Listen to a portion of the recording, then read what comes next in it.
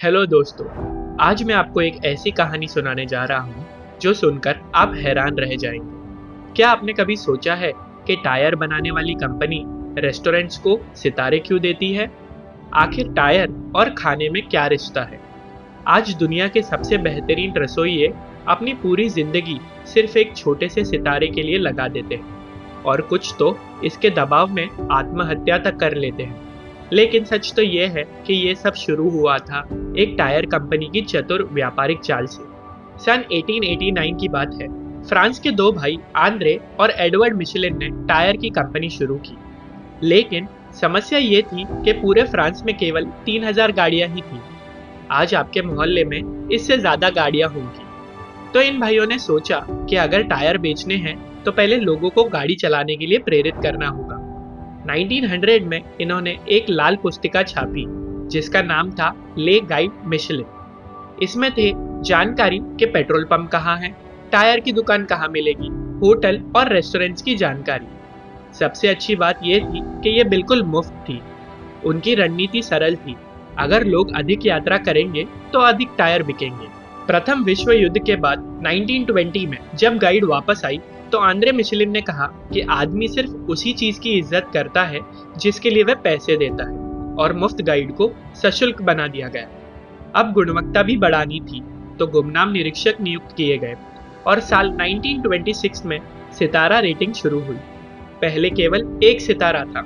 1931 में 3 सितारा प्रणाली आई। 1 सितारा यानी बहुत अच्छा रेस्टोरेंट, 2 सितारा यानी उत्कृष्ट खाना रास्ता बदलने के लायक, और 3 सितारा यानी असाधारण पाक कला विशेष यात्रा के लायक। 1933 में पहली बार 3 रेस्टोरेंट्स को 3 सितारे मिले और तीनों फ्रेंच थे।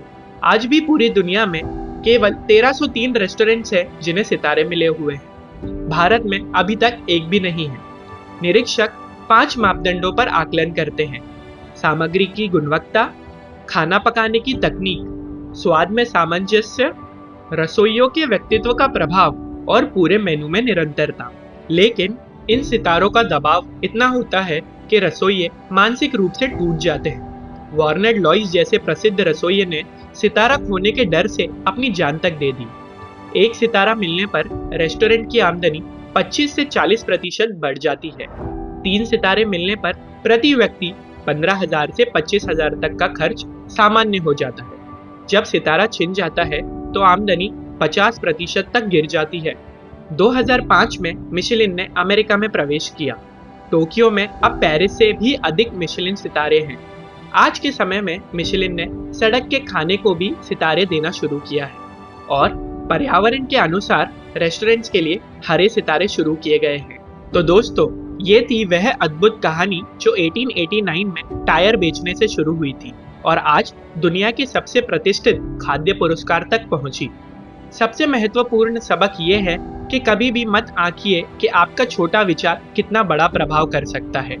आज भी जब आप कोई मिशेलिन सितारा रेस्टोरेंट देखते हैं तो याद रखिए कि ये सब शुरू हुआ था 2 फ्रेंच भाइयों के सरल विचार से कि लोग अधिक गाड़ी चलाएंगे तो अधिक टायर बिकेंगे। और सबसे मजेदार विडंबना ये है कि जो व्यापारिक रणनीति टायर बेचने के लिए बनाई गई थी वह ही मुख्य व्यापार बन गई।